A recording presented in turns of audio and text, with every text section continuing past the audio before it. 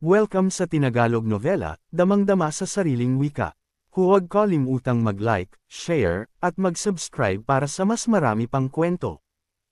Sinabi ni Qiao Jinsong, hindi na nakapagtataka kung bakit ang matandang ito ay nasa ika-60 pwesto sa Earth ranking. Talagang kamangha-mangha ang kanyang mga pamamaraan. Nag-aalalang sinabi ni Chen Qingshan, talagang napakalakas ni Ginoong Yang. Pero hindi ako sigurado kung kaya niyang sirain ang formusyong ito. Lumabas ang pag-aalala sa mga mukha ng iba pang mga pinuno ng bulwagan.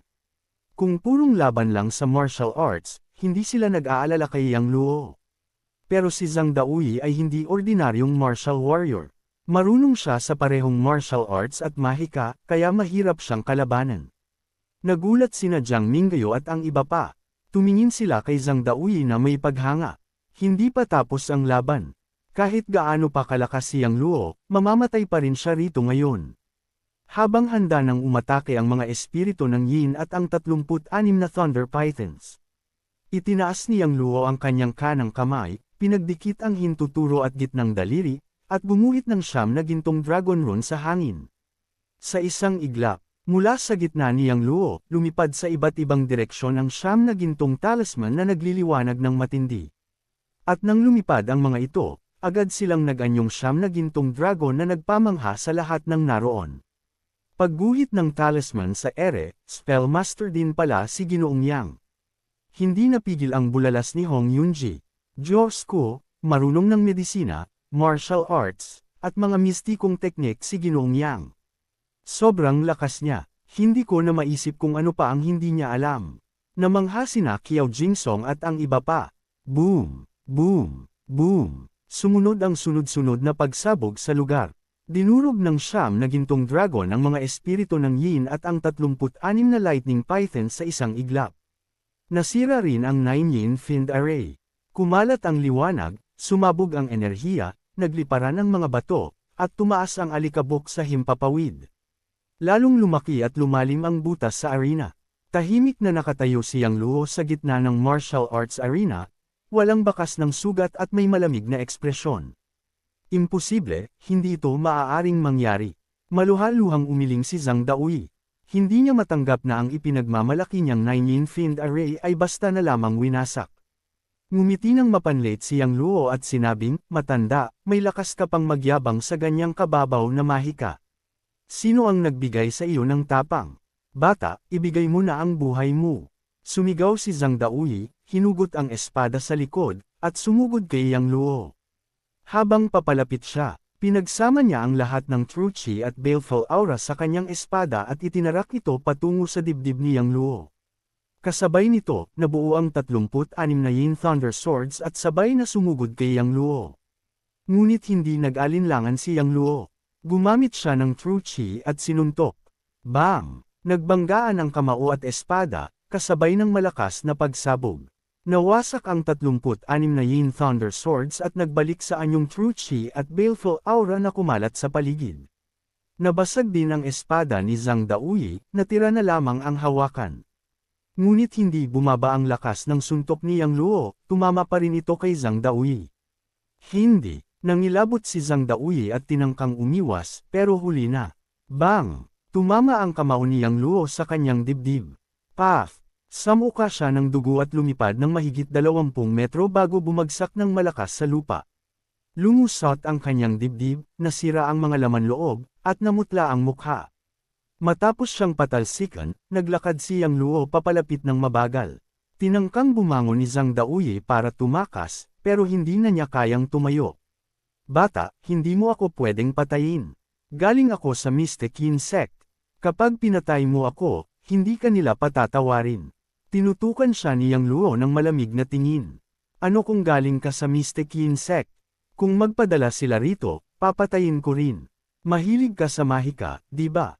Sige, mamatay ka sa sarili mong mahika. Inilabas ni Yang Luo ang True Chi at tinamaan ang ilang acupuncture points ni Zhang Daoyi. Makalipas ang ilang segundo, whoosh, whoosh, bumuga ang Baleful Aura mula sa katawan ni Zhang Daoyi at binalot siya. Sumigaw siya sa matinding sakit at gamulong sa lupa. Pagkaraan ng ilang minuto, nang mawala ang lahat ng Baleful Aura, natunaw ang buong katawan ni Zhang Daoyi at naging isang lawa ng dugo. Patay na patay siya, tahimik ang buong lugar, maririnig mo lang ang paghinga at tibok ng puso. Matapos ang ilang sandali, sumabog sa hiyawan ng mga tao. Panalo si Ginoong Yang, sobrang galing niya, talagang napakagaling. Medisina, martial arts, at mistikong teknik, lahat kaya niya. Wala na siyang katapat, natuwa at nakahinga ng maluwag sina Hong Yunji at ang iba pa. Paano nangyari to? Patay na lang si Daoist Zhang. Umiling ng paulit-ulit si He Yilan, hindi makapaniwala. Paano naging ganito kalakas ang batang to? Namutla si Jiang Xinyo at napuno ng hindi paniniwala ang kanyang mga mata. Nanahimik sina Jiang Mingyo at ang iba pa, pero halatang takot sila kay Yang Luo. Pinatay lang niya ang ika-6 na pusa Earth Rankang ng ganun-ganun lang. Pumalakpak si Yang Luo at tiningnan sina Jiang Mingyo at malamig na sinabi, "Pasensya na kung nadismaya kayo. Ngayon napatay na ang matandang yan, mananatili pa ba kayo rito para manood?" Nang gagalaiting sagot ni Jiang Mingyo, "Bata, hindi ka magtatagal sa pagyayabang mo." Pagkasabi nito, inutusan niyang, "Aalis na tayo." Pero bago sila makalayo, sandali, pinatigil sila ni Yang Luo. "Ano bang gusto mo?" Galit na tanong ni Jiang Mingyo. "Akala mo ba basta ka na lang makakapunta at makakaalis?" Malamig na sagot ni Yang Luo. Hindi na siya nagsalita pa at inutusan, "Yung Jia, Rongrong, Yiming, palayasin niyo sila."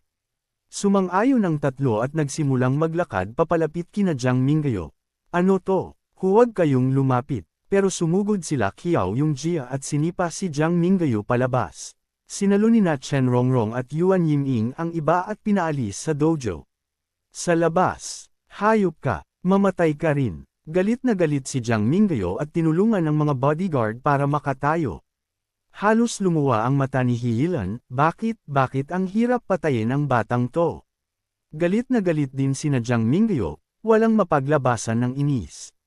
Samuka ng dugo si He Jiahao at nagsabi, "Hindi ba natin aalisin sa Jiang City ang kay-abangan ng batang to? Hanggat nandito siya, wala tayong kapayapaan." Tama yan, Young Master Jiang. Nasa kulungan na sina Liu Yue at Liu Yuteng. Baka atakihin tayo ng batang yun mamaya. Maingat na hinaplos ni Zhao Tianheng ang kanyang mukha at sumagot. Galit at takot din ang nararamdaman ng iba. Hinawakan ni Jiang Mingyo ang kanyang dibdib at malalim na huminga, "Mga kaibigan, huwag kayong mag-alala. Hindi magtatagal at hindi na magyayabang ang batang yun." "Lao Jiang, bakit mo nasabi yan?" tanong ni He Jiahao na halatang naguguluhan. Sabi ni Jiang Mingyo, "Hindi nyo ba alam? Nandito na si Haring Zenan sa Jiang City." "Ano? Si Haring Zenan nasa Jiang City?" Napabulala si He Jiahao. Nagulat din ang iba kay Jiang Mingyo. Alam ng lahat sa China ang pangalan ni Haring Zenan. Lahat ng samahan ng mga mangangalakal sa timog ay sumusunod sa utos ni Haring Zenan. Siya ay may sukdulang kapangyarihan at nakakatakot na yaman. Kahit ang pinuno ng pinakamalalakas na pamilya sa China ay nagbibigay galang kay Haring Zenan. Nilunok ni Song Chengyo ang kanyang laway at nagtanong, bakit biglang pumunta sa Jiang City ang isang bigating tao tulad ni Haring Zenan? Sabi ni Jiang Mingyo, kanina lang umaga dumating si Haring Zenan dito sa Jiang City. At tungkol sa dahilan ng pagpunta niya, malamang dahil kay Yang Luo. Noong una, gustong imbitahan ng tatay ko at ni uncle si Haring Zenan sa isang salusalo, pero tinanggihan sila. Para kay Yang Luo si Haring Zenan nandito. Mas lalo pang naguluhan si He Jiahao, bakit mo naman nasabi yan? Ipinaliwanag ni Jiang Mingyo, balita kasi na na-offend na ni Yang Luo ang 4 na pinakamalalaking Chamber of Commerce sa Jiang City at napilitan pa sina Jiang Tianlong at 3 pang iba na magtrabaho para sa kanya. Maging si King Zenan ay gusto niyang ipasuko sa kanya. Siyempre, hindi pumayag sina Jiang Tianlong at ang iba pa, kaya nagpunta sila sa Pong City para humarap kay King Zenan. Hindi pa siguro naranasan ni King Zenan na hamunin siya ng ganito. Kaya siya mismo ang pumunta dito para harapin ang batang yun. Nang inag ang buong katawan ni He Jiahao, grabe. Ang kapal ng mukha ng batang yun, pati si Haring Zenan pinuproblema niya. Mapang-asar nang umiti si Song Chengyo, kahit hindi natin siya galawin, tiyak patay na siya sa pagkakataong ito. Sa buong China, walang taong nang ahas na hamunin si Haring Zenan at nabuhay pa pagkatapos. Masayang ngumiti si He Yilan, hindi ko akalaing may taong ganito kasuwail. Gusto ko talagang makita kung paano siya mamamatay. Mapanlin lang ang ngiti ni Jiang Mingyo, bukod pa riyan, napatay din ng batang yun si Daoist Zhang. Si Daoist Zhang ay kasapi ng Mystic Yin Sect. Kapag nalaman nila ang nangyari, tiyak hindi nila siya patatawarin. Ipapakiusap ko sa uncle ko na kontakan ang mga tao sa Mystic Yin Sect sa mga susunod na araw para ipaliwanag ang nangyari. At saka, nagpa-post na ang tatay ko ng patong sa ulo ni Yang Luo sa dark web para ipa-assassinate siya. Siguradong maraming pumatay ang nakaabang ngayon sa batang yun. Huminto siya sandali bago nagpatuloy, isa pa, sabi ng uncle ko nitong mga nakaraang araw. Ang pangatlo kong kapatid na si Jiang Chengying ay matagal nang nag-eensayo sa Myriad Sword Sect at napakabilis ng pag-angat ng kakayahan niya. Nasa closed-door training siya ngayon para umabot sa Martial Highness Realm. Kapag nagtagumpay siya, papauwiin ko siya para tulungan akong patayin si Yang Luo, kung aabot pa ng buhay ang batang yun. Bukod kay Jiang Zinyo na kapatid ni Jiang Mingyo, meron pa siyang nakababatang kapatid na lalaki na si Jiang Chengying. Noong bata pa ito, napili siya ng isang elder ng Myriad Sword Sect at dinala para doon mag-aral. Mula noon, hindi na siya bumalik sa Jiang City at paminsan-minsan lang nakikipag-ugnayan sa pamilya. Ngumiti ng malapad si He Jiahao, sandali lang siya sa Jiang City pero ganito nakalaki ang gulo. Marunong talagang umakit ng kamatayan. Sa nakikita ko, mahirap nang mabuhay ang batang yun. Nagtawanan si Hihilan at ang iba, at nawala na ang inis nila. Tumingin si Jiang Mingyo sa lahat at nagsabi, kaya pinapayuhan ko kayo, huwag munang galawin ang batang yun. Maghintay na lang kayo ng magandang palabas. Kung magpapakabobo kayo gaya ng magkapatid na Liu at maghahabol sa kamatayan, hindi ko na kayo paprotektahan. Naunawaan, sabay-sabay silang tumango. Pagkatapos, sumakay na sina Jiang Mingyo at ang iba sa kotse at umalis mula sa martial arts school. Samantala, sa martial arts arena ng Heavenly Path Martial Arts School, napabuntong hininga si Hong Yunji, Ginoong Yang, hindi ko inaasahan na bukod sa pambihira mong galing sa medisina at sa martial arts, napakahusay mo rin sa spell techniques. Sobra akong humahanga. Umiling at ngumiti si Qiao Jingsong, Ginoong Yang, nag-aalala pa ako kanina para sa'yo, pero ngayon mukhang wala palang dapat ipag-alala. Ngayong napatay mo si Zhang Daoyi, nasa ika-6 na po ka na sa Earth. Rangkang, kapag na-notarize mo ito sa martial arts competition, makikilala ka sa buong Chinese martial arts world. Kaya mas mabuti siguro na sumali ka sa ika-10 martial arts tournament kasama namin. Iwinasiwas lang ni Yang Luo ang kamay, wala akong interes sa mga ranggo. Tungkol sa pagsali sa kompetisyon, titingnan na lang natin. Nang tumanggi ulit si Yang Luo, napabuntong hininga si Qiao Jingsong at hindi na nagpilit. Biglang nagsalita si Chen Qingshan ng seryoso, Ginoong Yang, siguradong maraming problema ang haharapin mo sa pagpatay mo kay Zhang Daoyi. Sumang-ayon si Yuan Shichuan, tama yan. Kasapi si Zhang Daoyi ng Mystic Yin Sect. Kahit maliit na sekta lang sila, marami silang magagaling na mandirigma at hindi sila basta-basta. Nagpakita ng pag-aalala ang ibang mga hallmaster. Hinangaan nila si Yang Luo at ayaw nilang may masamang mangyari sa kanya. Sabi ni Hong Yunji, Ginoong Yang, bakit hindi ka nalang sumali sa Martial Alliance namin? Kapag may suporta ka ng Chinese Martial Alliance, hindi ka basta gagalawin ng Mystic Yin Sect. Tumango si Qiao Jingsong, oo, magandang ideya yan. Kung may Chinese Martial Alliance sa likod mo, tiyak na ligtas ka. Sumang-ayon si Chen Qingshan, Ginoong Yang, sumali ka sa Chinese Martial Alliance. Sa galing mo sa medisina, martial arts, at spells, siguradong matutuwa ang presidente naming tanggapin ka. Tumango rin ang iba, gustong-gusto nilang makuha si Yang Luo. Pero sagot ni Yang Luo, salamat sa paanyaya, pero mas gusto ko ang pagiging malaya. Wala akong balak sumali sa Chinese Martial Alliance. At kahit maghanap ng gulo sa akin ang Mystic Yin Sect, hindi ako natatakot. Kung manggahas silang galitin ako, wawasakin ko ang Mystic Yin Sect. Nagulat ang lahat, wawasakin ang Mystic Yin Sect. Hindi ba sobrang kay-abangan yun? Kahit maliit na sekta lang ito, hindi ganoon kadaling sirain. Ilang beses nang sinubukan ng ibang sekta na paksain sila pero bigo lahat. Inisip ni Hong Yunji na nagbibiro lang si Yang Luo, Ginoong Yang, kung talagang guguluhin ka ng Mystic Yin Sect, tutulungan ka namin. Salamat, Alliance Master Hong. Nagpasalamat si Yang Luo. Tiningnan ni Hong Yunji ang oras, tanghali na pala. Dahil nandito na rin ang lahat, magpunta tayo at mag-inuman. Sige, sang-ayon ako. Sabay-sabay silang lumabas ng Marshall Hall. Matapos ang pananghalian, nagpaalam si Yang Luo kina Hong Yunji at sa iba pa, at bumalik sa Huami Biomedical. Mabilis na lumipas ang hapon at dumating ang gabi. Hindi nag-overtime si Su Qingmei ngayon, maaga siyang umuwi mula sa trabaho. Ipinagmaneho ni Yang Luo sina Su Qingmei at Prajna palabas ng kumpanya. Sa biyahe, sinabi ni Su Qingmei kay Yang Luo, maghanap muna tayo ng makakainan. Pagkatapos, pupunta tayo sa mall para bumili ng mga gamit sa araw-araw at damit para kay Prajna. Sige, sige, masayang tugon ni Prajna. Ayos. Sagot ni Yang Luo at nagmaneho papunta sa isang sangay ng Drunken River Moon Restaurant na malapit sa kanila. Pagkaparada ng kotse, magkasama silang tatlo na naglakad papasok ng kainan. Pagkakita sa restaurant, napabuntong hininga si Yang Luo. Noong una siyang dumating sa Jiang City, dito siya unang kumain. Noon, muntik pa siyang mapagkamalang nakikikain lang ng libre. Pero pagkapasok nila, isang pamilyar at nagulat na tinig ang narinig. Mr. Yang, nandito pala kayo. Paglingon ni Yang Luo, nakita niya ang isang matabang lalaking may makinis na sukle paatras ang buhok, may kasamang ilang tauhan. Ito ay si Sun Weihua, manager ng restaurant. Nang makita ni Sun Weihua sina Su Qingmei at Prajna na kasama ni Yang Luo, napuno ng paghanga ang kanyang mga mata. Pero agad din niyang iniwas ang tingin, alam niyang paulit-ulit nang iniutos ni Lin Chaoshuan na kapag dumating si Yang Luo sa Drunken River Moon, dapat ibigay ang pinakamagandang serbisyo at huwag pababayaan. Hindi niya kayang bastyusan ang taong mahalaga kay Chairman Lin. Nakangiting sabi ni Sun Weihua, Mr.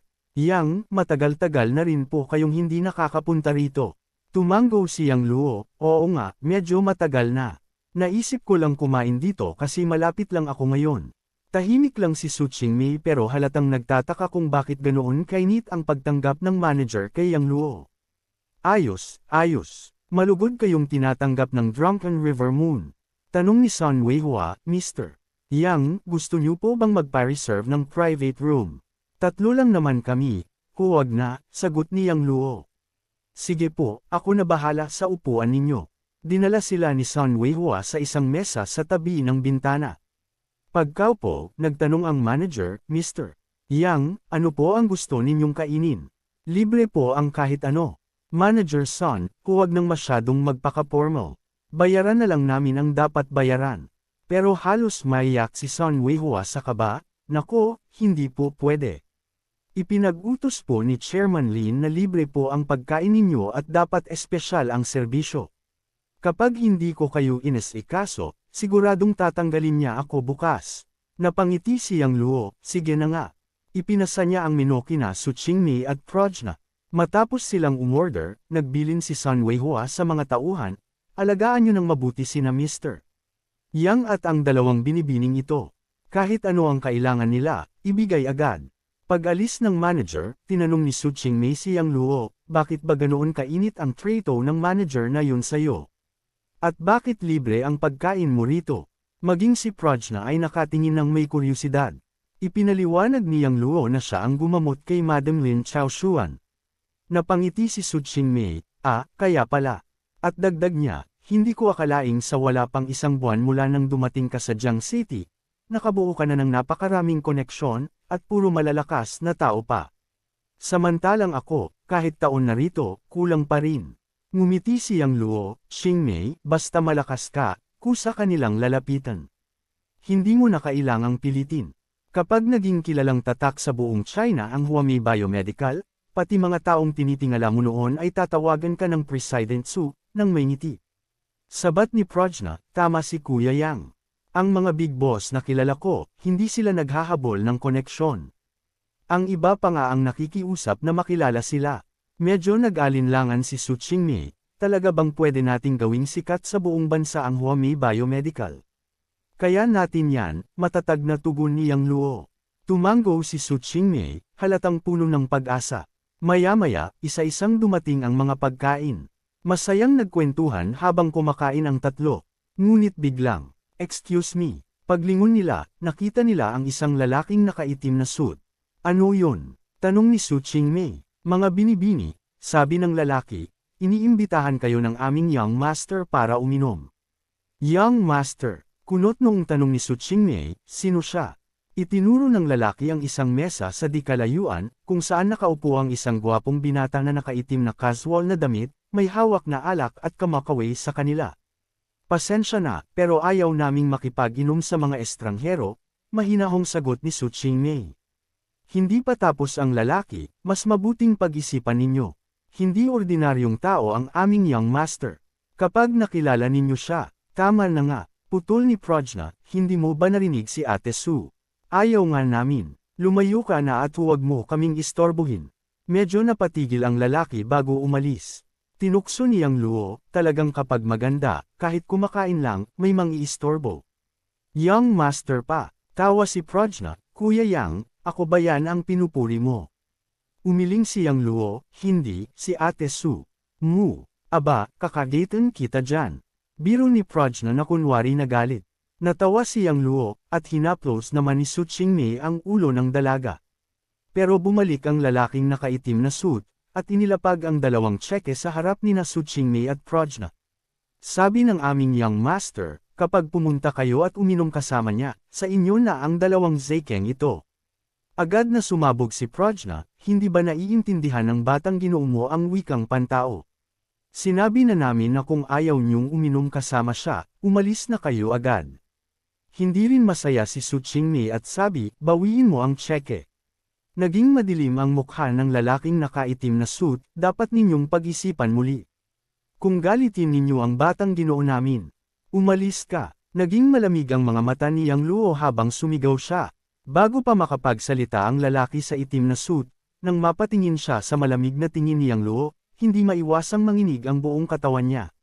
Huminga siya ng malalim, saka kinuha ang tseke at umalis. Pagkatapos umalis ng lalaki sa itim na suit, kinuha ni Su Qingmei ang kanyang bag at sinabi, "Umalis na tayo." Ayaw niyang manatili pa doon para hindi makapasok sa hindi kinakailangang problema. Gitling-gitling-gitling. Ngunit kakaunti lang ang nilakad ni Yang Luo at ang dalawa ng may grupo ng tao ang dumaan at tumayo sa harap nila. Sa sandaling iyon, pinatingnan ng mga tao sa restoran ng may kuryosidad. "Magandang dalaga, huwag kayong magmadaling umalis," sabi ng isang gwapong binata na nakaitim na casual na damit na nakangiti. Nakangisi si Su Qingmei at tanong, "Ano ba talaga ang gusto ninyo?" Tumingin ang binata kay Su Qingmei at Prajna, may bahid ng kasakiman sa kanyang mga mata. Walang emosyon niyang sinabi, "Una ay gusto ko lang kayong imbitahan sa isang inumin, pero paulit-ulit kayong tumanggi. Nakakahiya." Sinalubong siya ni Prajna, "Bakit kailangan naming uminom kasama mo? Anong paki mo? Sino ka ba?" Isang international assassin si Prajna na nakatira sa Dark World. Hindi siya nagpapansin ng batang ginoo. Dapat malaman na marami na siyang pinatay na batang ginoo mula sa mga malalaking pamilya sa ibang bansa. Galit na sinabi ng bodyguard ng binata, "Bastos ka, anong sinasabi mo? Ang tao sa harap mo ay ang ikatlong batang ginoo ng pamilyang Pi sa lalawigan ng Sanxiang. Pinapasalamatan ng batang ginoo namin ang pag-inom kasama kayo dahil mataas ang tingin niya sa inyo. Isa itong biyaya." Nang marinig ito, namangha ang maraming tao sa lugar. Posible ba itong ikatlong batang ginoo ng pamilyang Pi sa Sanxiang, si Pei Ens? Hindi ito mali. Ang dating ng batang lalaki ay kakaiba. Hindi ito galing sa ordinaryong pamilya. Ang pamilyang Pei ay isang first-rate na pamilya sa lalawigan ng Sanxiang. Sila'y isang kapangyarihan na kayang takpan ng langit. Hindi dapat silang kalabanin ng mga ordinaryong tao. Nagsimula ng usap-usapan ng mga tao at tinitingnan si Pei Ens ng may paggalang. Samantala, itinataas ni Pei Ens ang kanyang ulo, ang mga mata ay puno ng pride at kayabangan. Napaitim ang mukha ni Su Qingmei. Gitling-gitling-gitling. "Qingmei, malakas ba ang pamilyang Pei?" Tahimik na tanong ni Yang Luo. Sagot ni Su Qingmei, "Isa ang pamilyang Pei sa apat na pinakamakapangyarihang pamilya sa Sanxiang. Malakas sila sa lahat ng aspeto. Kahit ang pamilya nating Su ay hindi kayang labanan sila." Ngumiti si Yang Luo ng bahagya, "Kaya pala kay abangan ng binata." Malakas pala ang kanyang background. Huminga ng malalim si Su Qingmei at tumingin kay Pei Ens, mababang boses niyang sinabi, "Ako ang panganay na anak ng pamilyang Su sa Jiang City, si Su Qingmei. Batang Ginoo Pei, kahit pa ang pamilyang Pei ninyo ay may kapangyarihang takpan ng langit sa Sanxiang, ito ay Jiang City. Pinapayuhan kita na huwag magpakita ng sobra, si ito ang panganay na anak ng pamilyang Su. Kaya nga niya tinanggihan si Batang Ginoo Pei." Sigaw ng isa, kahit na top family ang pamilyang Su sa Jiang City, hindi sila kasing lakas ng pamilyang Pei. Sabi ng isa, walang pakialam si Pei En sa sinabi ni Su Qingmei. Ngumiti siya at nakangisi, ano ang problema kung ikaw ay panganay ng pamilyang Su? Kahit ang lolo mo ay narito, kailangan pa rin siyang bigyan ng respeto sa akin. Pagkatapos ng saglit, may kay-abangan niyang sinabi, gusto ko lang kayong dalawa na uminom kasama ko. Pero ngayon, nagbago na ang isip ko. Kailangan ninyong samahan ako ngayong gabi. Kasama ng lolo mo, sigaw ni Prajna, dahil bata pa ang mukha ni Prajna at parang baby ang boses. Walang epekto ang banta niya. Sa halip, napatawa si Pei Ens at mga kasama. Ngumiti si Pei Ens at umiling, bata, sinabing papatayin mo ako. Sige, subukan mo. Hanap tayo ng kamatayan. Sigaw ni Prajna at sumulong papunta kay Pei Ens. Biglang sumabog ang kanyang aura na ikinagulat ng lahat. Protektahan ang batang Ginoo. Agad na sumigaw ang mga bodyguard at sumugod kay Prajna. Umalis ka. Sinigaw ni Prajna nang may galit at pinaindek ang isang bodyguard bago pa siya makariyak. Nadampot niya ang dalawang wrist ng dalawang mas malalaking bodyguard, saka iniikot ang mga ito. Naipadala ang mga bodyguard na ito na parang mga sandbag. Isa pang bodyguard ang sinubukang sipain si Prajna. Ngunit umiling lang siya at naiiwasan ng madali. Tapos, kinik niya ang maselang bahagi ng bodyguard. Narinig ang malakas na putok. Sumigaw ang bodyguard at naihatid sa malakas na pagtalon. Maraming lalaki ang agad na nagsara ng mga hita sa takot.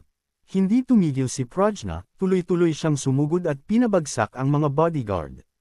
Sa loob ng ilang minuto, lahat ng 10 bodyguard ni Pei Ens ay tinamba na at naghihilik. Gitling. Napatigil ang lahat. Grabe, bakit ang tapang ng babaeng ito? Natalo niya ang 10 na sanay na bodyguard ng mag-isa. Naakit kami ng ganda ng babaeng ito pero ang babaeng ito ay isang dalubhasa. Nanghihina ang tingin kay Prajna. Hanggang si Pei Ens ay nagulat. Hindi niya inasahan na ganito kalakas si Prajna. Siyang Luo lang ang kalmado. Nakipaglaban na siya kay Prajna dati, kaya alam niya kung gaano ito kalakas. Kung bibigyan siya ng pagkakataong mag-assassinate, lalabas pa ang kanyang tunay na lakas. Bukod dito, nakaabot na si Prajna sa Grandmaster Realm. Hindi siya makakatalo ng mga ordinaryong tao. Kahit nakita na ni Su Qingmei si Prajna na lumaban kanina, nagulat siya ulit ngayon. Pagkatapos talunin ng 10 mga tagapagbantay na nakasuot ng itim, hindi tumigil si Prajna at sumugod kay Pei Ens. Ngunit sa sandaling siya'y lumapit. Isang matandang lalaki na nakasuot ng kulay abo na palaging nakatayo sa tabi ni Pei Ens biglang pumagitna upang harangin si Pei Ens, at saka siya'y sinapak gamit ang kanyang palad. Itinaas din ni Prajna ang kanyang palad upang saluhin ang atake. Bang! Nagbanggaan ang dalawang palad ng may nakakatakot na tunog. Isang shockwave ang kumalat, na agad na nagtulak sa mga mesa at upuan sa paligid. Deng. Sa gitna ng labanan, parehong napilitang umatras si Prajna at ang matandang nakaabo. Nang maibalik ang kanyang balanse, ang matandang nakaabo ay sumigaw, "Binatang Ginoo, ang batang ito ay isang eksperto sa Grandmaster Realm." Ano? Nagulat si Pei Ens, Elder Feng, totoo ba ang sinasabi mo? Ang matandang ito ay ang kanyang personal na bodyguard, si Feng Chenkyo. Siguradong siguro ako, tumango si Feng Chenkyo at sinabi, ang antas ng lakas ng batang ito ay kapantay ng akin. Pareho kaming nasa unang yugto ng Grandmaster Realm. Hindi maiwasang huminga ng malalim si Pei Ens. Hindi niya inasahan na ang magandang dalaga ay isang eksperto na sa Grandmaster Realm. Nakatitig si Feng Chenkyo kay Prajna at sinabi, "Bata, hindi ko inasahan na nakapasok ka na sa Grandmaster Realm sa murang edad. Hindi ka basta-basta. Sino ba ang iyong master? Huwag kang makialam." Sigaw ni Prajna at naghanda sa laban. Matandang ito, kung gusto mong makipaglaban, laban tayo. Itigil mo na ang kalokohan. Tigilan ang laban kayong dalawa. Sa sandaling iyon, dali-daling lumapit si Sun Weihua. Kung magpapatuloy ito, siguradong mabubulok ang restaurant. Sino ka? Matanong ni Pei Ens ng malamig. Ngumiti ng pawang puri si Sun Weihua, binatang Ginoo Pei, ako ang manager ng restaurant na ito. Ang Drunken River Moon Restaurant Chain ay negosyo ni Presidente Lin. Sana huwag kayong makipaglaban sa pangalan ni Chairman Lin. Chairman Lin? Aling Chairman Lin? Nakangiti si Pei Ens at nagtanong. Nagsabing agad si Sun Weihua, siya ang chairman ng Drunken River Moon, si Lin Chaoshuan. Hindi ko siya kilala. Umiiling si Pei Ens, ang chairman ng isang restaurant ay nang ahas na sabihan akong bigyan siya ng respeto. Ang laki ba ng mukha niya? Patayin na siya, sabi niya, itinutulak si Sun Weihua. Ginoo Yang, ito. Tumingin si Sun Weihua kay Yang Luo nang may lungkot. Sabi ni Yang Luo, Manager Sun, iwanan mo na ang bagay na ito sa amin. Huwag kang makialam. Sige na lang. Tumango si Sun Weihua na halatang nagdaramdam. Alam din niyang laban ito ng mga Diyos. Mas mabuting huwag na siyang makialam. Sa malalim na boses, nagtanong si Pei Ens, Elder Feng, gaano ka kumpiyansa na matatalo mo ang batang ito? 70%, sagot ni Feng Chenkyu. Matapos ang laban kanina, naramdaman niya na baka kakapasok lang ni Prajna sa Grandmaster Realm kaya hindi pa siya matatag. Sige, agad na nakuha ni Pei Ens ang kumpiyansa at may nanginginig na boses, patayin ang batang ito para sa akin at dalhin mo siya dito. Opo, binatang Ginoo. Tumango si Feng Chenkyu at sumugod kay Prajna. Hindi nag-atubiling bumangga si Prajna sa matanda.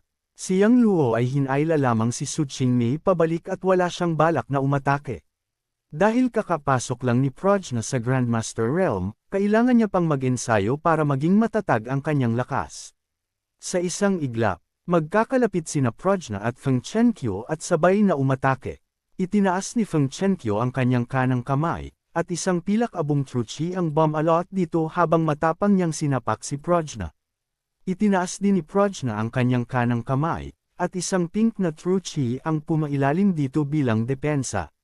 Sa puntong ito, dahil nalaman nila na ang kalaban ay isang eksperto sa Grandmaster Realm, ginamit nila ang kanilang buong lakas. Bang! Nagbanggaan ang dalawang palad, na parang tunog ng malabong kulog. Isang hangin ang sumalubong, at truchi ang kumalat. Biglang nasira ang mga mesa at upuan, pati na ang mga nanunood ay napadapas sa takot. Walang may lakas ng loob na lumapit. Lahat ay umatras ng malayo, at ang ilan ay lumabas na ng restaurant. Pagkatapos ng banggaan, parehong umatras ang dalawa, ngunit agad silang nagbawi at sumugod muli. Paglapit niya, biglang tumapak si Prajna sa lupa at lumipad pataas. Pagkatapos ay mabilis siyang bumaba at sinapak si Feng Chenkyu sa ibaba. Kasabay ng sapak, nayanig at napasigaw ang hangin. Nagkalat ang pink na truchi na parang mga namumulaklak na cherry blossoms, maganda at kahali-halina. Ngayon, ginagamit ni Prajna ang kanyang espesyal na teknik, ang Falling Sakura Palm. Mga murang trick, sabay sigaw ni Feng Chenkyu. Ang kanyang mga paa ay matatag na nakatapak sa lupa. Itinaas niya ang kanang kamay upang harapin ang atake. Bigla niyang itinaas ang palad at sumugod. Mabilis at malakas. Ang galaw. Nakikita ni Yang Luo na ginagamit ni Feng Chenkyu ang hand-cleaving palm, mula sa sinaunang teknik ng kamay ng China. Ang hand-cleaving palm ay parang malakas na ilog na dumadaloy ng walang humpay, matatag, at mabagsik. Isa itong mataas na antas na teknik sa mga sining martial ng China. Namangha ang mga nanunood sa malayo. Akala nila ay nanunood sila ng pelikula ng martial arts. Sa sandaling iyon, bang! Nagbanggaan muli ang mga palad na parang kulog na tumatagos sa ulap at bumibiyak ng bato. Crack! Ang mga bato sa ilalim ng paa ni Feng Chenkyu ay nabasag. Nagsabog din ang mga salamin sa kainan, na nagkalat ng mga matutulis na piraso. Dahil sa suntok ni Feng Chenkyu, napilitan si Prajna na lumipad paarap at tumalbog sa kisame. Pagkatapos ay sinipa niya ang kisame gamit ang kanyang kanang paa para pabilisin ang kanyang pagbaba at umatake muli. Habang umatake, ginawang mga palad ang kanyang mga kamay at muling sinapak si Feng Chenkyu. Bawat suntok ay malambot at matatag, parang namumulaklak na cherry blossoms. Bata, kakapasok mo lang sa Grandmaster Realm. Hindi mo ako matatalo. Ngumiti si Feng Chenkyu ng malamig. Itinaas din niya ang kanyang mga palad at patuloy na nilabanan si Prajna. Bang! Bang! Bang! Isa-isang nagbanggaan ang mga palad ng may malakas na tunog. Naging mas mabilis ang pag-atake nila, at mas malakas ang puwersa. Nagpakalat ang Truth Chi, winawasak ang lahat ng mesa, upuan, at mga salamin.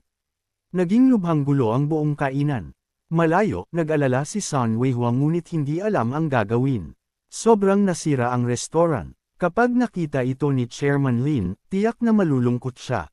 Pagkatapos ng higit sa 100 sunod-sunod na suntok, nakita ni Feng Chenkyu ang pagkakataon at bigla siyang sumapak sa tiyan ni Prajna.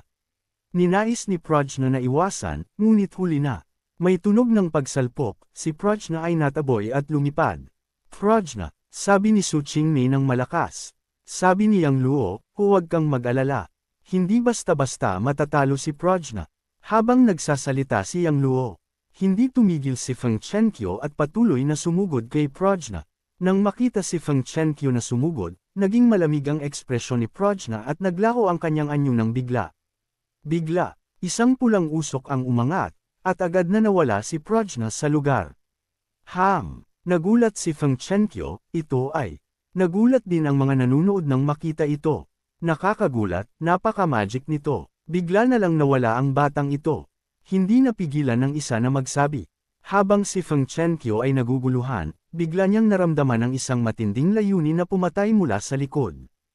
Hindi maganda, sabi niya at kusang sumugod pasulong. Ngunit, nahuli siya ng isang hakbang.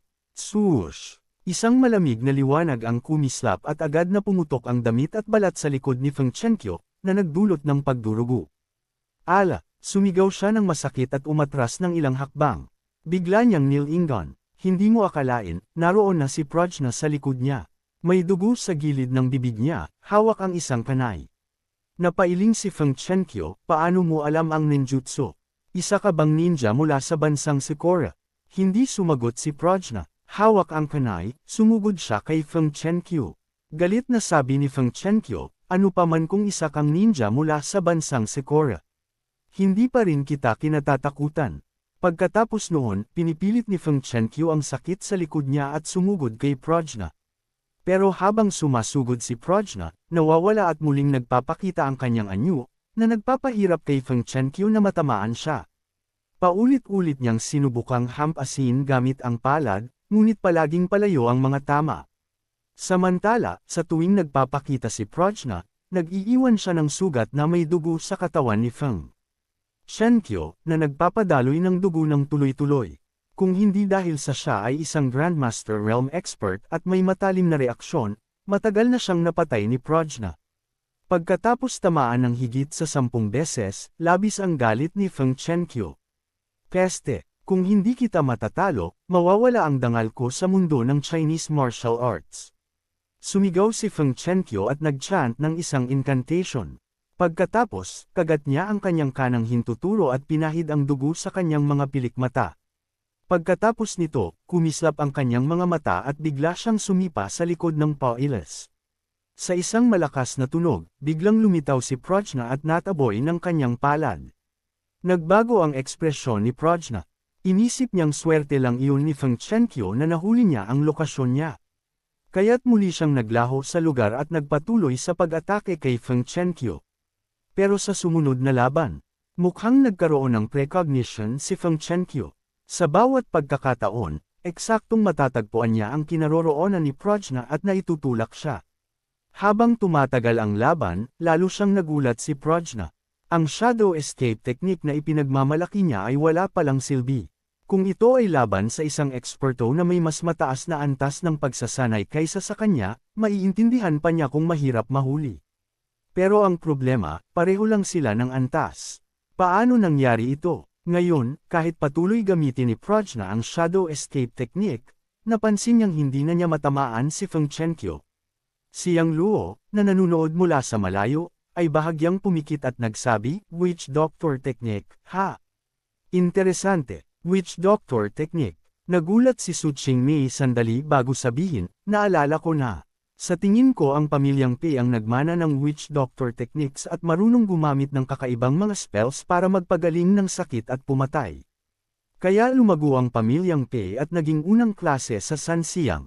Naiintindihan ko na, tumango si Yang Luo, pero curious ako, ano ba talaga ang witch doctor technique? Bakit sinasabi na napakalakas nito? Tinanong ni Su Qingmei. Sumagot si Yang Luo, sa madaling salita. Ito ay isang pamamaraan na gumagamit ng mga talisman para magpagaling ng sakit at pumatay. Binubuo ito ng medikal na kakayahan at mga spell. Sinasabing ang witch doctor technique ay nilikha ng sinaunang emperador Dilao. Naipasa ito hanggang ngayon, ngunit iilan lang ang nakakakilala. Hindi ko inasahan na ang pamilyang Pei pala ang tagapagmana ng witch doctor technique. Tila hindi sila basta-basta, hindi ba ibig sabihin, delikado si Prajna? Nag-alala si Su Qingmei. Sabi ni Yang Luo nang walang pakialam, kapag nandito ako, hindi siya mapanganib. Sa mismong sandali na iyon, biglang ay wina ni Feng Chenkyo ang kanyang kanang kamay. Isang maliwanag na dilaw na talisman ang lumipad palabas ng kanyang manggas patungo kay Prajna. Habang lumilipad ang talisman, nag-chant si Feng Chenkyo ng incantation at sumigaw. Freeze! Bigla, ang talisman ay nagsimulang magsunog. Si Prajna naman ay tumigil sa kalagitnaan ng kilos at pakiramdam niya ay hindi siya makagalaw. Pinilit ni Prajna na makawala, pero hindi niya mabasag ang epekto. Binibini, nang ahas kang magloko sa akin. Hindi ka na makagalaw, di ba? Natawa si Feng Chenkyo at nilapitan si Prajna. May smug ng ngiti si Pei Ens at labis ang excitement. Dalawang magagandang babae, pareho silang top-notch. Nakikita niya ang magandang gabi niya. Pero habang papalapit si Feng Chenkyo kay Prajna, biglang kumilos si Yang Luo at sumugod, hinampas si Feng Chenkyo. Naramdaman ni Feng Chenkyo ang banta mula sa likod. Agad siyang lumingon at hinarap ito gamit ang palad. Bang! Nagbanggaan ang dalawang palad. Sumunod na sandali. Og! Sumigaw si Feng Chenkyo, ng sakit at natapon sa hangin. Bumangga siya sa pader at dumulas pababa. Naputol ang isang braso niya. Biglang nanahimik ang buong lugar. Lahat ay tumingin kay Yang Luo na puno ng pagkabigla. Grabe, akala ko paborito lang ito ng dalawang babae. Hindi ko akalaing eksperto din siya. Isang palad lang, tinapakan ang matanda. Totoo ba ito? Mas malakas pa ba siya kaysa sa batang babae? Nag-usap-usap ang mga tao, puno ng pagkagulat ang mga mata. Si Pei Ens ay nagulat din at tiningnan si Yang Luo na tila napanganga. Simula-simula, hindi niya seryosohin si Yang Luo. Kung hindi niya pipilitin hulihin sina Su Qingmei at Prajna. Ngunit hindi niya inasahan na si Yang Luo pala ang pinakamalakas sa tatlo. Hindi pinansin ni Yang Luo ang mga tingin sa kanya. Pinagtipon-tipon niya ang kanyang kanang hintuturo at hinlalaki. Kumislap ang gintong ilaw sa kanyang mga daliri habang tinapik ang isang acupuncture point sa katawan ni Prajna. Mabilis, nakagalaw muli si Prajna. Napangiti si Prajna at sumigaw, Kuya Yang, ipagiganti mo ako at bagbogan mo ang matandang ito hanggang sa mamatay. Oo, tumango si Yang Luo. Sa sandaling iyon, bumangon si Feng Chenkyo mula sa lupa. Nag-chant siya ng incantation, iniangat ang kanyang kaliwang kamay at hinampas ang kanyang kanang braso. Kasabay ng isang putok, naibalik ang kanyang kanang braso. Inikat niya ang braso at ngumiti ng mapanukso, batang lalaki, hindi ko inakala na mapapabagsak mo ako gamit lang ang isang palad. Napawi mo rin ang sumpa ko. Interesante, pero napabagsak lang ako sa iyo dahil hindi ako nag-iingat kanina.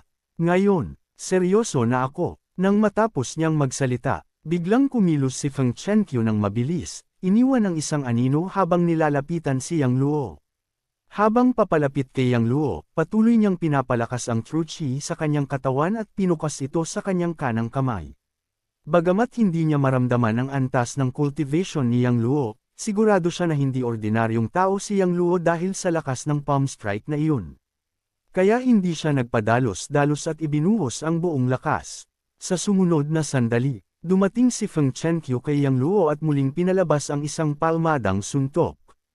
Hindi nag-atubiling umatake si Yang Luo. Bang! Isang mas malakas na tunog ng banggaan ang narinig. Ah! Sumigaw si Feng Chenkyo na parang nasasaktan ng husto at napalaylay pabalik. Sa isang malakas na tunog, bumangga siya sa isang pader at nabasag ito. Ang kanang braso niya nakakabit lang ay nabali muli. Bukod dito, nagkaroon pa siya ng panloob na sugat at napula ang bibig niya ng dugo. Dahan-dahang inurong ni Yang Luo ang kanyang kamay at sinabi, "Ito ba ang ibig mong sabihin na nagsimula ka ng seryoso?" Nahihirapang bumangon si Feng Chenkyo, nangangitim ang mukha sa kahihiyan. Pinipiga niya ang mga ngipin at tinignan si Yang Luo ng galit. "Batang iyan, huwag kang aabang sa akin. Tingnan natin kung paano kita papahamakin." Habang nagsasalita, kumuha siya ng isa pang talisman mula sa bulsa at nagsimulang manalangin bago idikit ito sa kanyang katawan. Pagkadikit ng talisman sa sarili, may mga tunog ng pag-crack, kusang bumalik ang kanyang kanang braso, at ang aura sa kanyang katawan ay tumaas ng malaki. Lumabas na ginamit niya ang Witch Doctor technique para pilitin ang kanyang cultivation na umakyat sa Intermediate Stage Grandmaster Realm. Bagamat 10 minuto lang ito tatagal, sapat na iyon para talunin ang batang ito sa loob ng 10 minuto. Laban. Nang madagdagan ang kanyang lakas, sumigaw si Feng Chenkyo at sumugod kay Yang Luo. Papapa, sa bawat hakbang niya, nababasag ang mga bato sa sahig. Bukod dito, bumuti ang kanyang bilis at lakas. Bigla na lang siyang nakalapit kay Yang Luo. Agad niyang ginamit ang True Chi ng todo para paluan si Yang Luo. Ang lakas mula sa galaw niya ay kumalat, umalimpuyo ang True Chi, at umalangaw-ngaw ang tunog ng pagputok sa hangin. Sobrang hina pa rin. Huminga ng malalim si Yang Luo at umiling. Dahan-dahan niyang itinaas ang kanang kamay at muling pumalo. Bang! Nagbanggaan muli ang dalawang palad na parang dalawang higanteng bato. Nakakagulat ang puwersa. Inakala ni Feng Chenkyo na makakatalo niya si Yang Luo nang tumaas ang kanyang lakas, pero hindi niya inasahan na hindi pa rin siya kasing lakas nito. Arg! Sumigaw siya at napalaylay uli. Ngayon, tuluyan nang nabali ang mga buto ng kanyang kanang kamay at braso. Nasugatan din ang kanyang mga internal organs at muling napula ang bibig niya ng dugo. Ngunit hindi tumigil si Yang Luo. Mabilis niyang inilabas ang kanang kamay, hinawakan ang kaliwang braso ni Feng Chenkyo, at inihagi sa hangin. Bang! Parang shot put na itinapon si Feng Chenkyo, nabasag ang mamahaling chandelier at napilas ang kisame. Bumagsak siya ng malakas sa sahig. Lumikha ito ng malalim na hukay sa lupa. Nakatulog si Feng Chenkyo sa hukay na parang mga buto niya ay nagkawatak-watek. Napilitang dumura ng ilang beses ng dugo bago siya nawala ng malay. Naging tahimik ang buong paligid. Tumingin lahat kay Yang Luo na para bang isang halimaw ang kanilang nakikita. Sobrang lakas niya. Saksi silang lahat na nakatayo lang si Yang Luo sa isang lugar ngunit sa 2 palo lang. Nagawa niyang sugatan ng malala si Feng Chenkyo at gawing walang malay. Sa malayo, namangha si Pei Ens, nagkulay mapotla ang mukha sa takot habang nakatingin kay Yang Luo. Sa oras na ito, lumapit si Prajna kay Pei Ens. Gitling gitling gitling. Huwag ka lumapit. Huwag ka lumapit. Sumigaw si Pei Ens na natatakot, ako ang third young master ng Free Siang Pei family, huwag mo akong galawin. Huwag mo akong galawin. Walang kwenta kung taga-Pei family ka o hindi. Kung magtatangkang galawin mo si Sister Su at ako, siguradong mamamatay ka. Galit na sigaw ni Prajna habang hinahawakan si Pei Ens sa kwelyo. Pinagsasampal niya ito ng paulit-ulit. Sumigaw si Pei Ens sa sakit pero hindi makatakas. Pagkatapos ng higit 10 sampal, namaga ang mukha ni Pei Ens. Damyugo ang dulo ng bibig niya at ilang ngipin ay nahulog. Hindi na ako uulit. Hindi na ako uulit. Huwag mo na akong sampelan. Nanghihinang pakiusap ni Pei Ens habang may sipon at luha sa mga mata. Sinabi ni Yang Luo, tama na, Prajna, itigil mo na. Kahit kasuklam-suklam si Pei Ens, ayaw ni Yang Luo na patayin ito para hindi magkaroon ng gulo.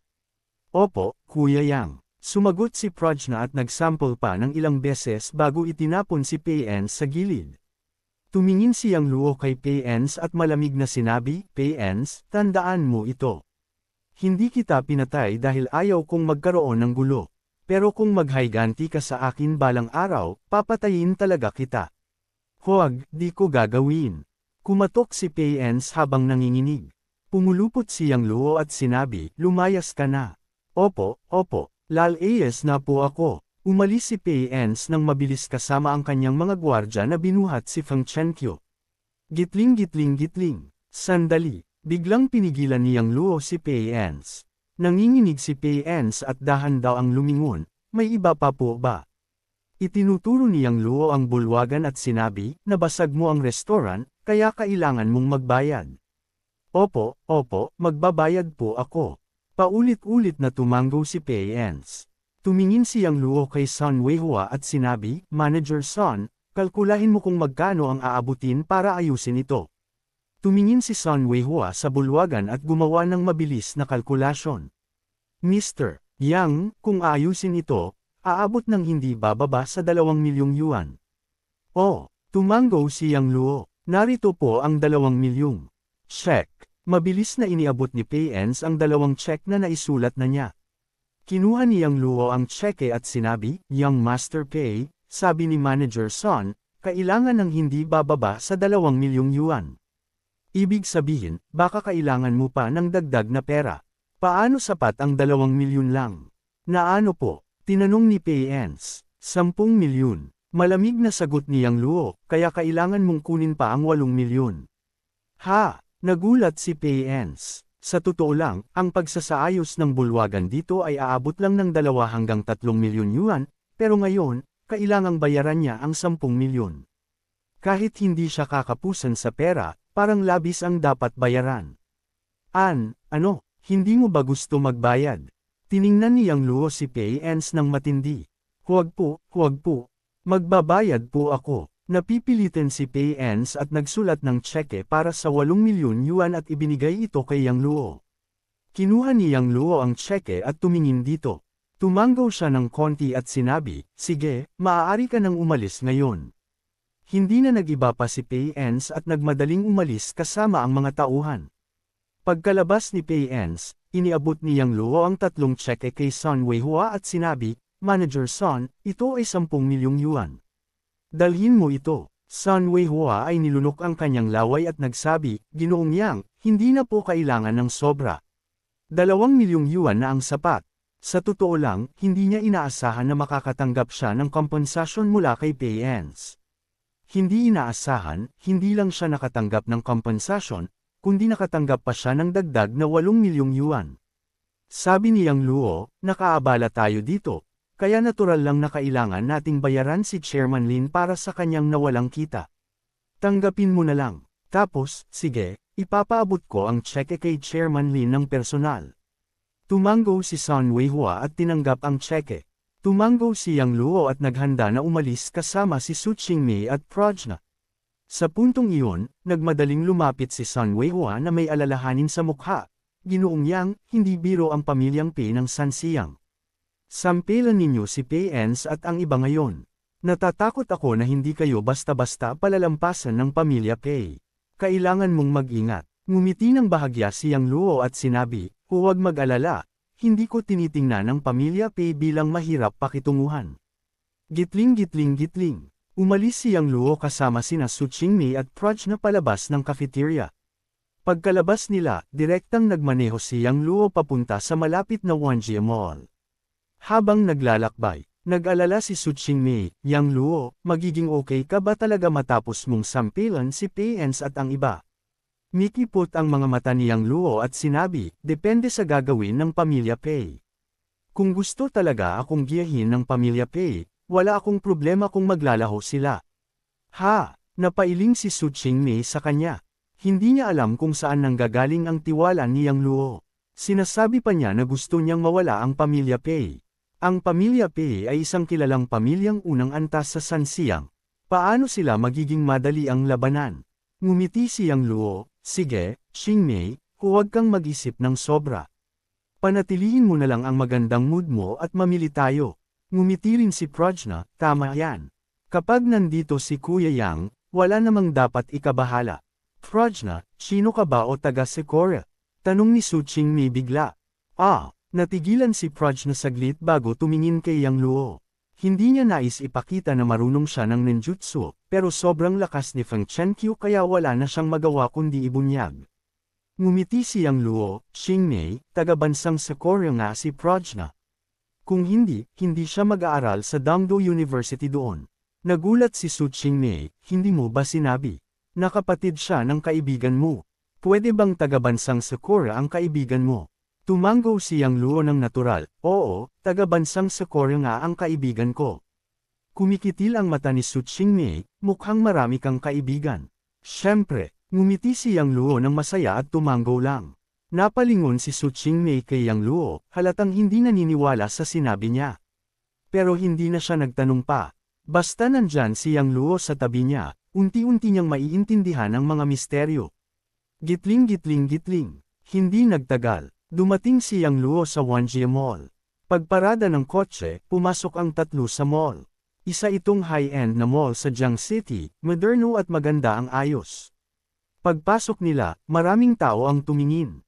Halos lahat ay napatingin kay Su Qingmei at Prajna, marami ang humarap sa kanila. Isa sa mga babae ay elegante at may dignidad, habang ang isa ay cute at kaakit-akit. Nakabighani sila sa mga lalaki doon. Ang mga babae naman ay naiinis at naiinggit. Bakit kaya may mga babaeng ganoon kaganda? Si Yang Luo naman ay hindi pinapansin. Sa pananaw ng lahat, siya ay parang kasama lang ng dalawang magagandang babae. Ngumiti si Yang Luo habang naglalakad, hawak niya ang kamay ni Su Qingmei sa kaliwa at ang kamay ni Prajna sa kanan. Ano ginagawa mo? Tanong ng dalawang babae sabay. Ngumiti si Yang Luo, wala lang. Gusto ko lang nainggitin sila. Bata, nakakainip. Napalingon at napailing sina Su Qingmei at Prajna. Pero hindi nila pinakawalan ng mga kamay ni Yang Luo para bigyan siya ng mukha. At tama nga, nang hawakan ni Yang Luo ang mga kamay nila, ang mga lalaking nasa malayo ay nadama ang matinding inggit. Nagngit-ngit ang mga ngipin nila, parang nagkabasag ang puso. Bakit nakadikit sa dumi ng baka ang mga bulaklak na ito? At bakit dalawa pa sila? Anong kakayahan nito? Hindi siya matangkad. Hindi siya kasing gwapo ko. Siguro may minahan ang pamilya niya at nagmamaneho siya ng Ferrari gamit ang isang kamay. Lihim na sumumpo ang mga lalaki sa kanilang isipan. Kung ang hitsura ay maaaring pumatay, siguro durog-durog na si Yang Luo. Gitling gitling gitling. Sa mga sumunod na araw, kasama ni Yang Luo sina Su Qingmei at Prajna sa pamimili. Sa simula, si Su Qingmei ay bibili lang para kay Prajna, pero sa huli, magkahawak kamay na silang dalawa habang namimili. Dumami ang mga dala niyang mga bag. Sa huli, kinailangan niyang gamitin ang bibig para magdala. Naisip niya sa puso, sobrang hirap ang mamili kasama ang dalawang babae. Mas nakakapagod pa kaysa sa pakikipaglaban. Gitling gitling gitling. Sa isang pangunahing kalsada, isang Rolls-Royce Phantom ang dahan-daw ang nagmamaneho. Peste, putang ina, sigaw ni Pei Ens na may namamagang mukha. Bagaman natutunan niya ang witch doctor technique, kaunti lang ang alam niya. Kaya napigilan niya ang pananakit ng mukha, pero hindi mabilis gumaling. Si Feng Chenkyo ay naipa-ospital na. Binata, ipapaalam ba natin ito sa ulo ng pamilya? Tanong ng tsuper ng magalang. Huminga ng malalim si Pei Ens, huwag muna nating sabihin ito sa tatay ko. Pinadalhan siya ng tatay niya sa Jiang City para makipag-usap sa negosyo. Kung malalaman ng tatay niya na nabugbog siya bago makipagnegosyo, magagalit siya at iisipin na inutil siya. Opo, binata, tunguhin natin ang Dynasty Club. Opo, nagpaliko ang tsuper patungo sa Dynasty Club. Gitling gitling gitling. Pagkatapos ng kalahating oras, dumating ang sasakyan sa harap ng Dynasty Club. Isa ito sa pinakamagarang club sa Jiang City, may membership fee na 5 milyong yuan kada taon. Hindi basta-basta makapasok ang mga ordinaryong tao. Kaya ang mga pumapasok dito ay mga mayayaman at makapangyarihan. Lumabas ang tsuper para buksan ang pinto ni Pei Ens. Paglabas ni Pei Ens, diretso siyang pumunta sa club. Sa pagpasok niya, sinalubong siya ng isang matangkad at magandang babaeng taga-silbi na may ngiti. Sir, ipakita po ang membership card. Napatingin ang taga-silbi sa namamagang mukha ni Pei Ens na may kakaibang tingin. Membership card, kailangan ko ba yan? Nakangisi si Pei Ens, si Jiang Mingyo ang nag-anyaya sa akin. Oh, Young Master Pei kayo pala. Naging magalang ang taga-silbi. Matagal nang hinihintay kayo ni Young Master Jiang. Dinala siya ng taga-silbi sa isang pribadong silid sa ikatlong palapag. Kumatok siya sa pinto, Young Master Jiang, nandito na si Young Master Pei. Pumasok ka. Isang malumanay na boses ang nagmula sa loob. Binuksan ng tagapaglingkod ang pinto at iniwagayway siya para pumasok. "Young Master Pei, pakiusap."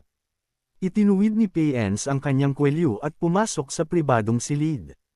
Malawak ang buong pribadong silid. Mayroon itong leather na sofa, isang set ng tsa na gawa sa jade, at isang gintong baso ng alak at platero ng prutas. Sa unang tingin, napakamarangya ng buong silid. Isang grupo ng mga young master mula sa mga mayayamang pamilya sa Jiang City ang nakaupo roon, nag-e-enjoy.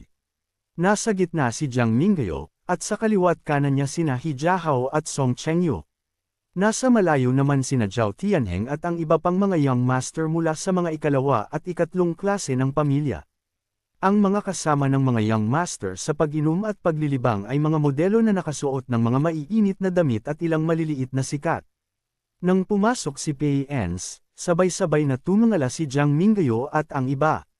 Napatingin si Jiang Mingyo ng sandali, saka tumayo at pumalapit ng bahagyang pailay kay Pei-ens. Nagtanong ng may pagkalito, "Kapatid Kay, anong nangyari?" Nagtataka rin sina He Jiahao, Song Chengyu, at iba pa. Kung hindi nila nakita si Pei-ens ng maraming beses, baka hindi nila siya makilala. Uminom si Pei-ens ng isang baso ng pulang alak at nilunok ito ng malakas. "Nako, nakagat ako ng aswang na aso ngayon." Sabi ni Jiang Mingyo, "Kapatid Kay, ano nga ba talaga ang nangyari? Sabihin mo, ipagtatanggol kita." Habang nagsasalita, kinaway niya ang dalawang modelo.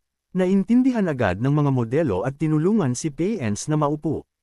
Huminga ng malalim si Pei-ens at sinabi, "Kapatid Jiang, ganito." Ikinwento niya ang nangyari sa kanya sa Drunken River Moon Restaurant. Nang marinig ni Jiang Mingyo ang kwento ni Pei-ens, bahagyang napangisi siya at nagtanong, "Kapatid Pei, sinabi mong ang babaeng gusto mong dakpin ay ang panganay na anak ng pamilyang Su sa Jiang City, si Su Qingmei." Ganyan ang sabi ng babae. Tumango si Pei-ens. "Ang batang nanakit kay Elder Feng ay may apelyidong Yang, tama ba?" Nagtanong si Jiang Mingyo muli. "Opo." Ngumiti si Pei-ens nang pumwesto siya sa harap. Talagang may kakayahan ang batang iyan.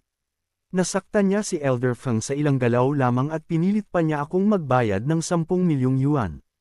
Hindi ko matiis ito. "Kapatid Jiang, kapag natulungan mo akong maghiganti at patayin ang batang iyon, mababawasan ng 50 milyong yuan ang sekreto ng aming pamilya Pei." Para labanan ang Huami Biomedical, bumili si Jiang Mingyo hindi lang ng lihim na race eta mula sa isang pamilya ng sinaunang gamot sa kapital, kundi pati na rin mula sa pamilya Pei ng San Siang. Pagkatapos ng lahat, ang pamilyang Pei ng Three Siang ay tagapagmana ng witch doctor technique at maraming sinaunang lihim na race eta. Napaikit si Jiang Mingyo at sabi, "Kapatid Kay, pera ay maaaring pag-usapan. Hindi kulang ang pamilya Jiang sa pera. Ngunit ang mahalaga ay ang batang pinagtatalunan mo ay hindi ordinaryong tao." "Ano ang ibig mong sabihin?" Nagsimulang magbago ang ekspresyon ni Pei-ens, "Ibig mo bang sabihin ay malakas ang likod ng batang iyon?" Sabi ni Jiang Mingyo, "Hindi malaki ang likod ng batang iyon. Ang dahilan ay napakalakas ng personal na lakas niya." Hindi nagtagal, sinabi ni Jiang Mingyo kay Pei-ens ang lahat tungkol sa mga laban niyang luo sa kanila nitong mga nakaraang panahon. Nang marinig ito, pinukpok ni Pei-ens ang mesa at galit na sinabi, "Ibig mong sabihin, hindi ko makukuha ang aking paghihiganti." "Kalma lang, kapatid Pei." Pinaali ni Jiang Mingyo siya at sinabi ng may matinding damdamin, "Kapatid Pei, sa totoo lang, gusto kong patayin ang batang iyon higit pa sa iyo." Habang nagsasalita, itinuro niya ang isang bahagi ng kanyang binti at kamay, "Nabasag ng batang iyon ang aking binti at kamay. Hindi pa rin ako ganap na gumagaling." "Sabi ko nga." Itinuro ni Zhao Tianheng ang isang bahagi ng kanyang binti at nagngingit-ngit, "Mas gusto namin siyang patayin kaysa sa iyo." Sabi ni He Jiahao, "Napuli ang mga binti ng kapatid ko dahil sa batang iyon." Hindi pa matagal, pinilit pa niya akong lumuhad at tawagin siyang lolo. Gusto ko siyang patayin kahit sa panaginip. Itinuro rin ni Song Chengyu ang kanyang mukha at sinabi, "Ang mga sugat namin ay galing sa pagkakabugbog sa amin ng batang iyon nitong hapon." Nang marinig ang mga sinabi ni na Jiang Mingyo at iba pa, napakunot ang noo ni Pei-ens at sabi, "Kung lahat kayo may sama ng loob sa batang iyon, bakit hindi ninyo siya patayin?" Sabi ni Jiang Mingyo, "Kapatid Kay, sabi ko rin kanina, napakalakas ng batang iyon. Walang makakatalo sa kanya sa aming pamilya. Siyempre, kahit hindi namin siya atakihin, hindi rin siya magtatagal. Oh, kinaikit ni Payens ang mga mata, ano ang ibig mong sabihin? Ngumiti ng salarin si Jiang Mingyo at sinabi, nasaktan ng batang iyon ang napakaraming tao. Hanggang ngayon, bukod sa nasaktan niya ang ilang malalaking pamilya namin, nasaktan din niya si King Zenon at ang Mystic Insect. Ano? Nagulat si Payens, sabi mo, nasaktan ng batang iyon si King Zenon at ang Mystic Insect. Kailangang malaman na kahit na hindi natatakot ang pamilya P sa Mystic Insect, natatakot sila kay King Zenon. Kahit gaano pa kalakas ang pamilya P sa Sanxiang, wala silang halaga sa mata ni King Zenon. Pagkatapos ng lahat, kontrolado ni King Zenon ang mga Chamber of Commerce at industriya ng aliwan sa lahat ng lungsod sa southern area. Tama. Tumango si Jiang Mingyo, dumating na si King Zenon sa Jiang City para alisin ang batang iyon. Kaya, hintayin na lang natin ang palabas. Hahaha, tumawa ng malakas si Payens. Maganda, maganda, nangangahas ang batang iyon na labanan si King Zenon. Talagang nanganganib siya, nang malaman na tiyak na mamamatay si Yang Luo, nawala ang lungkot sa puso ni Payens. Itinaas niya ang baso at ngumiti, halika, mga kapatid, inom tayo. Tagay, itinaas ni Jiang Mingyo at ng iba ang kanilang mga baso. Lahat ay sabik habang umaasa sa pagkamatay ni Yang Luo. Lumipas ang 10:00 ng gabi. Wanjie Mall, magkasamang naglalakad si Su Qingmei at Prajna na parang magkaina, magkahawak kamay at masayang nag-uusap. Dinala ni Yang Luo ang ilang mga bag sa kanyang mga kamay at ilang nasa bibig habang sinusundan ang dalawang babae. Tuwang-tuwa si Yang Luo sa dalawang babae. Pumasok ang dalawang babae sa mall bandang 8:00 at namili ng higit sa 2 oras ng tuloy-tuloy. Kung hindi dahil sa reklamo ni Yang Luo, magpapatuloy pa sana silang mamili. Ang pamimili kasama ang babae ay hindi madali. Paglabas nila ng mall, nakarating sila sa parking lot. Ipinasok ni Yang Luo ang mga gamit sa trunk ng sasakyan, huminga ng malalim at sinabi, Qingmei, Prajna, pakiusap, pwede bang maging mas madali sa susunod na pamimili? Hindi nyo ba nakita? Wala akong kahit isang daliri na malaya ngayon. Bakit? Hindi ka ba masaya? Tumingin si Su Qingmei kay Yang Luo, kung ayaw mo, maghahanap kami ng ibang mga lalaki para samahan kami sa pamimili sa susunod. Maraming mga lalaki na gustong gawin iyon. Tama, tama, sumang-ayon si Prajna. Pinatingin sila ni Yang Luo, kung may sino mang gagawa ng ganyan, babasagin ko ang mga binti nila. Arogante, napakalakas ng loob. Sabay na natawa sina Su Qingmei at Prajna kay Yang Luo. Bumiling si Yang Luo at sinabi, sige na, sige na. Tara na, uwi na tayo. Pagkakatapos nilang sumakay sa sasakyan. Biglang, isang itim na Land Rover ang dumaan mula sa malayo at huminto malapit sa kanila. Bumukas ang pinto ng kotse at bumaba ang isang malakas na lalaki, isa ito sa 5 Heavenly Kings ng Eastern Alliance, si Qiao Zudong. Pagkatapos bumaba ng kotse si Qiao Zudong, diretso siyang nilapitan si Yang Luo. Tumigil sina Yang Luo at ang dalawa pang kasama niya at tumingin kay Qiao Zudong. Naguluhan si Su Qingmei, hindi maintindihan kung bakit hinahanap muli ni Qiao Zudong si Yang Luo. Hinala ni Yang Luo ang isang bagay, pero nanatiling kalmado ang kanyang mukha. Paglapit ni Qiao Zudong kay Yang Luo, sinabi niya, Ginoo Yang, iniimbitahan ka ni Haring Zenon. Ano, Haring Zenon? Nabigla si Su Qingmei. Ang kilalang Haring Zenon ay dumating pala sa Jiang City. Ngumiti ng bahagya si Yang Luo at sinabi, dumating na si Haring Zenon. Matagal ko nang hinihintay. Nagtataka si Prajna, hindi niya alam kung sino si Haring Zenon na pinag-uusapan nila ni Yang Luo. Gitling gitling gitling. Sinabi ni Qiao Zudong, gusto kang makita ni Haring Zenon. Sumama ka sa akin. Sige. Tumango si Yang Luo, sasama ako. Huwag ka. Mabilis na hinawakan ni Su Qingmei ang kamay ni Yang Luo. Alam niyang nagkasala si Yang Luo sa 4 na malalaking Chamber of Commerce. Ngayon na nandito si Haring Zenon, malamang nakakampi siya ng 4 na Chamber of Commerce. Kung sasama si Yang Luo, malamang na mapahamak siya. Dahan-daang hinaplos ni Yang Luo ang kamay ng babae at ngumiti ng mahinahon, huwag kang mag-alala, magiging maayos ang lahat. Sige, sasama na ako. Walang kailangan, mag-isa lang akong pupunta. Umiiling si Yang Luo, hintayin ninyo ako sa bahay kasama si Prajna. Pagkatapos noon, sumakay sila ni Qiao Zudong sa kotse at umalis. Nawala si Su Qingmei sa kanyang paningin kay Yang Luo pero ramdam ang pag-aalala sa kanyang mukha. Nagtanong si Prajna, Ate Su, sino si Haring Zenon? Sabi ni Su Qingmei, si Haring Zenon ay isang kilalang makapangyarihan sa bansa. Kinokontrol niya ang lahat ng Chamber of Commerce sa mga lalawigan at lungsod sa timog ng China. Kapangyarihan, status, kayamanan, at lakas ay kahulugan ni Haring Zenon. Ang galing pala ng tao. Nagulat si Prajna at tinanong, bakit hindi mo pinayagang makita ni Kuya Yang si Haring Zenon? Sabi ni Su Qingmei ng mapait, sa mga nakaraang araw, nagkasala si Yang Luo sa 4 na pinakamalalaking Chamber of Commerce sa Jiang City kaya nagkaroon sila ng alitan. Ngayon na dumating si Haring Zenon sa lungsod, siguradong paghihiganti ito para sa kanyang mga tauhan. Bukod pa rito, hindi lang malakas si Haring Zenon, marami rin siyang mga eksperto sa ilalim niya. Kaya ayaw ko si Yang Luo na makipagkita kay Haring Zenon. Nagbago ang ekspresyon ni Prajna, ibig sabihin ba nito delikado si Kuya Yang? Opo, tumango si Su Qingmei. Nagsimulang magalit si Prajna, hindi, sasama rin ako. Kapag gustong patayin ni Haring Zenon si Kuya Yang, lalaban ako.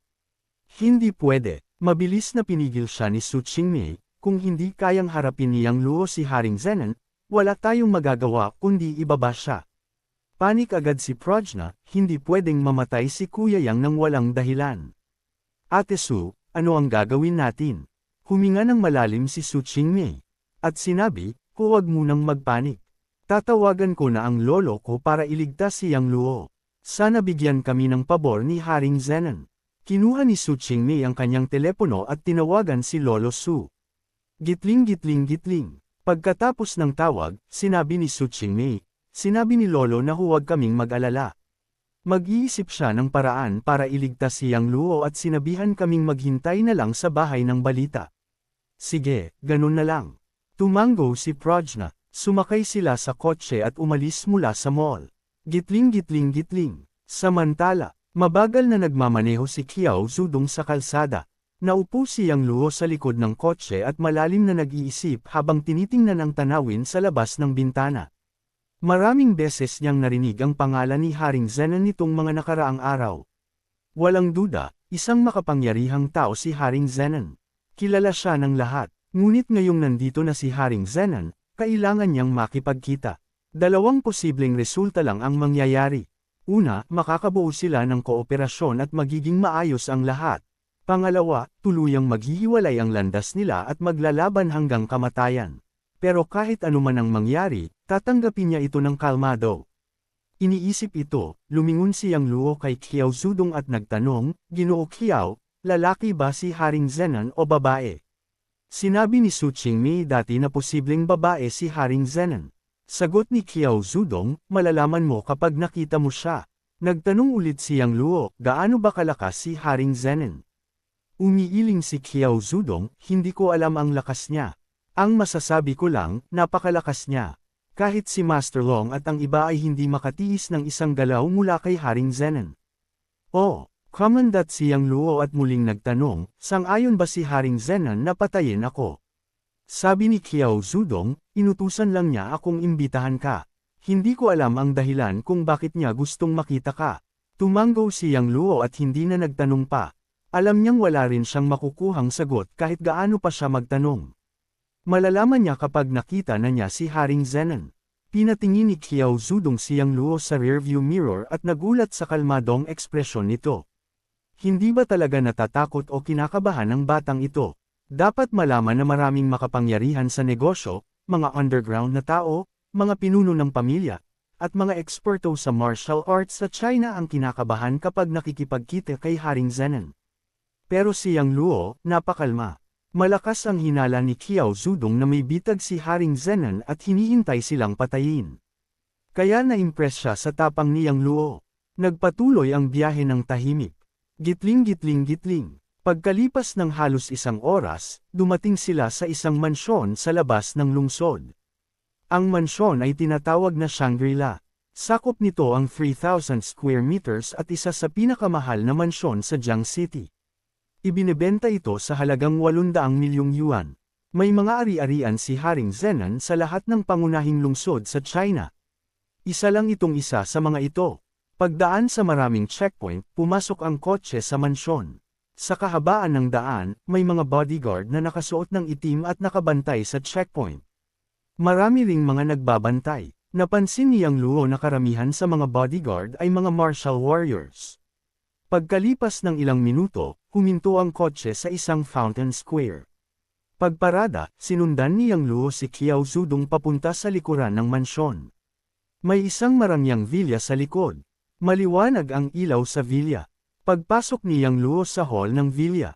Swoosh! Swoosh! Swoosh! Maraming tingin ang damapo sa kanya. Tumingin si Yang Luo pataas at nakita ang magkabilang gilid ng maluwag na hall na puno ng mga tao.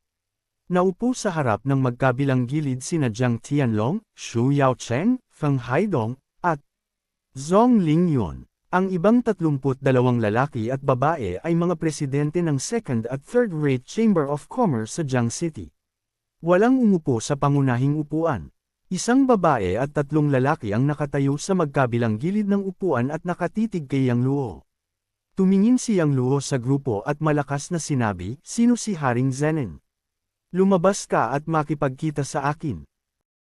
Please subscribe Tinagalog Novela, libre lang yan kaibigan. Maraming salamat po.